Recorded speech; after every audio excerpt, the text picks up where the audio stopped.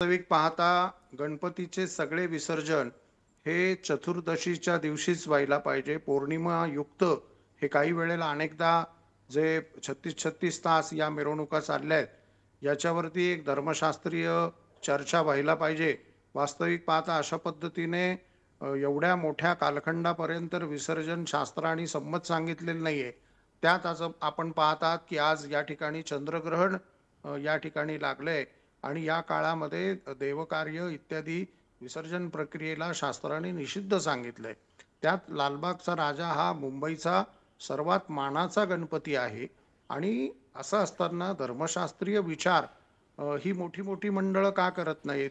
काही तांत्रिक अडचणी त्यांना आल्या असतील, आपण मान्य समजून घेऊ. परंतु त्यांनी या गोष्टीचा देखील विचार केला पाहिजे आणि अशा पद्धतीने जर चुकीच्या पद्धतीने धर्मशास्त्र विरहित जर कर्म आहे, तर त्याचे दोष त्या मंडळाला, त्या शहराला, त्या राज्याला सांगितलेत. आपण याची भविष्यामध्ये काळजी घेऊन अशा पद्धतीचे उपक्रम राबवले पाहिजे. मोठ्या मंडळांनी देखील धर्मशास्त्रीय माहिती याची घेत जावी. असं काही लागलं तर आम्ही स्वतःहून त्या ठिकाणी कुठलाही मोबदला किंवा अन्य काही गोष्टी न घेता या मंडळांशी संपर्क साधण्यास तयार आहोत. सर, आपण जर बघितलं तर आपण या ग्रहण काळामध्ये देवकार्य निषेध मानलं जातं असं सांगतात. मात्र धर्मशास्त्र याविषयी काय सांगतं? नाही, धर्मशास्त्राच्या संदर्भामध्ये जर आज अडचण आली असेल तर अजूनही गणपतीचं जर विसर्जन झालं नसेल, तर मला असं वाटतं की चंद्रग्रहण संपूर्ण संपल्यानंतर साधारणतः पहाटे 2:30 वाजता या गणेशरायाचं विघ्नहर्त्या गजाननाचं लालबागच्या राजाचं त्यांनी विसर्जन करावं. तोपर्यंत ते विसर्जन त्यांनी तिथेच ठाऊन गणपती अथर्व शीर्षाचे पाठ त्या तराफ्यावर केले तरी चालतील. आणि आणखी एक महत्त्वाचा प्रश्न म्हणजे याआधी असं कधी परिस्थिती उद्भवली होती का?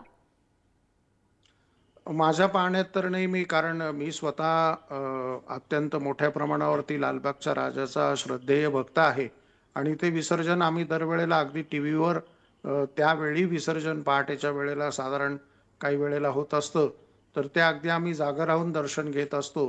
त्यामुळे असा उल्लेख किंवा अशा पद्धतीची कथा पाहण्यात माझ्या कुठेही नाही. तर मला असं वाटतं की या मंडळांनी यावरती पुढच्या कालखंडामध्ये धर्मशास्त्र विचार करावयास हवा असं मला वाटतं. सर, महत्त्वाचा एक प्रश्न म्हणजे ज्यावेळेस बाप्पाच्या मूर्तीचं विसर्जनावेळी ती हलवली जाते त्याच वेळी विसर्जित होते असं एक म्हटलं जातं. मात्र आता ही जी परिस्थिती आपल्याला पाहायला मिळते ती एक औपचारिकता म्हणायची का? नाही, तसं नाहीये. ज्या वेळेला मूर्ती त्या स्थानावरनं हलवली जाते, त्यावेळेला "यान्तु देवगणा सर्वे पूजामादाय पार्थिव इष्टकाम प्रसिद्ध्यर्थम पुनरागमनाय च" हा मूळ श्लोक आलाय. परंतु ती मूर्ती ज्या वेळेला समुद्राच्या तीरावरती येते, त्यावेळेला तिथे दही भाताचा नैवेद्य दाखवला जातो. जी परंपरा आहे. वास्तविक काही मंडळ पाळतात, काही पाळत नाही. तिथे तो नैवेद्य दाखवून पुन्हा त्या ठिकाणी गणपती विसर्जनाची जी प्रक्रिया आहे, यामधलं जे शास्त्रीय स्वरूप आहे, मी जो श्लोक सांगितला पुनरागमनायच, याच्याच वरती गणपती बाप्पा मोरया, पुढल्या वर्षी लवकर या, या पद्धतीचं जी घोषवाक्य तयार झालंय, हे या मूळ श्लोकाचंच त्या ठिकाणी प्रतिकृती मांडली आहे. तर या संदर्भामध्ये धर्मशास्त्रीय त्यांनी काळजी घेण्यात याव्या. ग्रहण कारणामध्ये अशा पद्धतीने अशास्त्रीयरित्या गणपतीचं विसर्जन करू नये. सर, धन्यवाद. आपण पुढारी न्यूजशी संवाद साधला त्यासाठी. यासह आपण ही मोठी बातमी या घडीची बघतोय. ग्रहण काळामध्ये देवकार्य विधी हा निषेध मानला जातो आणि याच बाबतची महत्त्वाची जी प्रतिक्रिया आहे ती महंत सुधीर दास यांनी दिलेली आहे. यासह याविषयी धर्मशास्त्र नेमकं काय सांगतं ते सुद्धा त्यांनी नुकताच पुढारी न्यूजशी बोलताना सांगितलेलं आहे.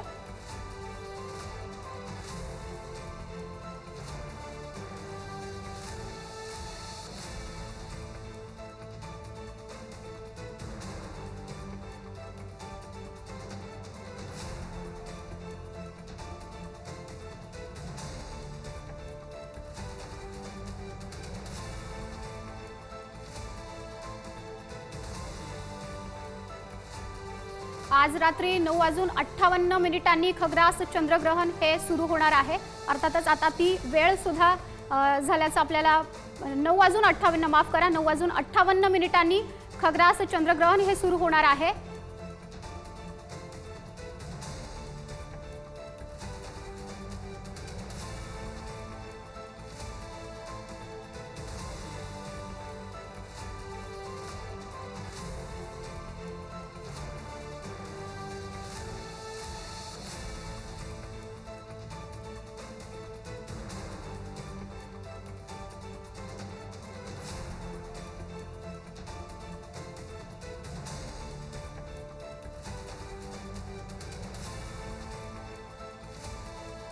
Thank you.